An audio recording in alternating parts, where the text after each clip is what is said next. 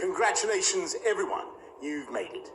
After all the years of work and effort, all the many hours spent hunched over your desks, all the homework, after all of that, you're finishing school this summer and you deserve every praise and celebration possible because, let's face it, this is a final year like no other. Your last months of school have coincided with the greatest crisis our country has faced since the Second World War. And so the first thing I want to say is thank you. Thank you for the incredible effort you've put into doing the right thing over the past weeks and months. It was your education that was disrupted, your lives that were disrupted. And now, as many of you are missing out once again on parties and festivals, presentations, perhaps even long-planned holidays, I want you to know that your efforts have been worth it. Because of you, because of your sacrifice, we've saved hundreds of thousands of lives. And that's not something many generations will be able to say about their final weeks at school. Not your elder siblings, certainly not your parents. In fact, one day, many years from now, people are going to look back and they're going to ask you what it was like to live through the lockdown. And while you might not have tales of a lost summer of music festivals and house parties, you will be able to talk with pride, not just of the lives you helped save, but of the country you helped rebuild. Because while this stage of your life, this very important stage of your life, is drawing to a close, the really exciting bit is yet to come. These past years, your brilliant teachers have equipped you with the skills you need to change the world. And now you have the opportunity to do so. Because as we face the challenge of reopening our society cautiously, carefully, we have an incredible opportunity to do things differently, to build back better, not just for the next few months, but for years and decades to come.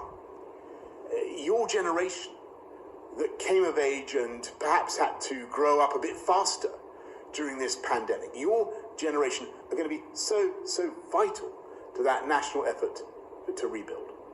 Because we're going to need bright, brilliant young people like you. And that strength of character, the qualities that you forged during the lockdown. Empathy, resilience, self-discipline, patience. Those are qualities we're going to need now as we make our society fairer, make our air cleaner, stop our planet getting warmer.